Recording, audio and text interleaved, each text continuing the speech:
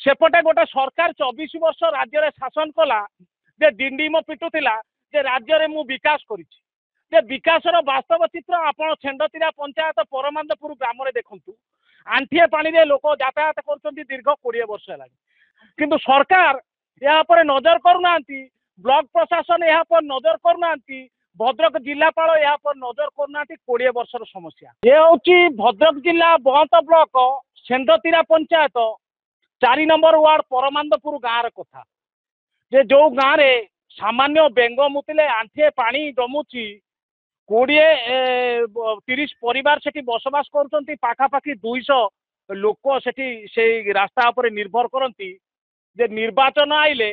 नेता माने चकमक सार्ट पिंधि आसती बड़ बड़ फूलमाल बेकर पिंधती जे आमको भोट दियो आमे नेता हबु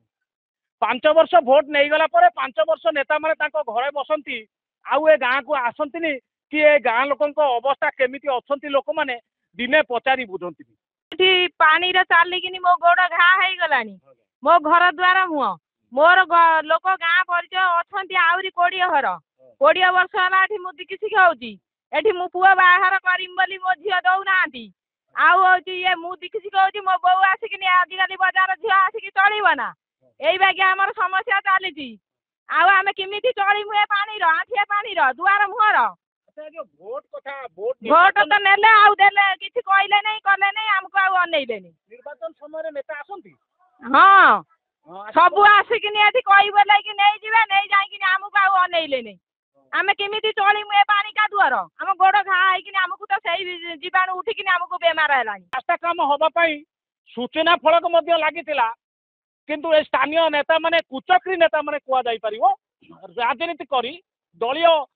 भित्ति टणा घोषरा नागी निम्नमानर राजनीति जो चिंताधारा बाहर साधारण लोक को हैरान करने राजनीति सीधासल भाव ये बारी हो जाऊँगी फलक लगिला गाँव में काम हो पारा समस्या सहित मु ओतप्रोत भाव जड़ित मु बहु समय प्रशासनिक एवं लोकप्रतिनिधि को ए बाबद अवगत कराई जो मिथ्या प्रतिश्रुति पाई आदौ ये सब कार्य समाधान पाई बाट नुह दिन रहा द्वारा स्थगित रहा द्वारा लोक मैंने यातायात करती छोट पिला माने यातायात करती नानादि प्रकार संक्रमण रोग से संक्रमित होती डाक्तर मैना होती जरूरीकालीन समय कौन सी आम्बुलांस भी जाए भर को कि अन्य किसी जानबान जावाई भयभीत करती जेहेतु पानी अच्छी पानी कलना से करती नहीं रोगी को आम खटिया बोई आनी एवठू ही गाड़ी चढ़ई था तो मोर कहवा कथा जे प्रशासन को आपण माध्यम जनवार अच्छी लोकप्रतिनिधि जनाऊँगी आपण मैंने बहु मात्रा नहीं प्रशासन पाखे पहुँचातु जे ए गाँव बसवास करुवा 30 घर एमाने होचंती भारतर नागरिक ओडिशार नागरिक ये पंचायत भी नागरिक एमाने भी सरकार गढ़ुंट एमान पैसा सरकार भी टैक्स नौ तेणु एमानकर अवहेला को दूर करने आपण माध्यम अनुरोध करती जदि प्रशासनिक क्षेत्र में यह किसी समाधान न हो आगामी दिन में ये अंचल 30 परिवार जिलापाल ऑफिस जाए बसापी प्रतिश्रुतिबद्ध प्रकृतर घटना ये मैंने बहुत लोक भी बसवास कर लोक कहने भी कहीं शुणुना नेता मैंने कि बहुत असुविधा रोचे छुआ पिला रोग भी हबार संभावना कहीं जो मशा रोचे ये भी 12 मास रोचे पानी से आम बहुत थर जा आपत्ति कहीं भी शुणुना लोक मैंने नानादी असुविधार सम्मुखीन होती रोगरे पीड़ित है अनेक लोक ये पानी रे जीवा आसिया करने द्वारा गोड़े रोग है आम देखुचु अनेक स्त्री लोक रोगग्रस्त है किंतु स्थानीय नेता केमी जानी पारना ए कथा जे बारंबार भोट टाइम रे मधुर मधुर कथा कहीकि भोट नहीं गले भोट पर आउ दिने से गाँव को बुलवाक आसुना बैशाख मासरे पानी जमुची जे भद्रक जिलापाल नजर देवे जो घटना पर जे खबर बारंबार प्रसारण होची कहीं समाधान होनी परमानंदपुर गाँव कथा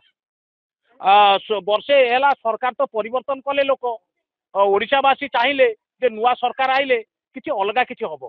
किंतु वर्षे है मोहन सरकार ए कथा को नजर देवे केमिति परमानंदपुर गाँव समस्या समाधान हम निश्चित भाव में खबर को पुनर्बार आम देखू जदि समस्यार समाधान न हुए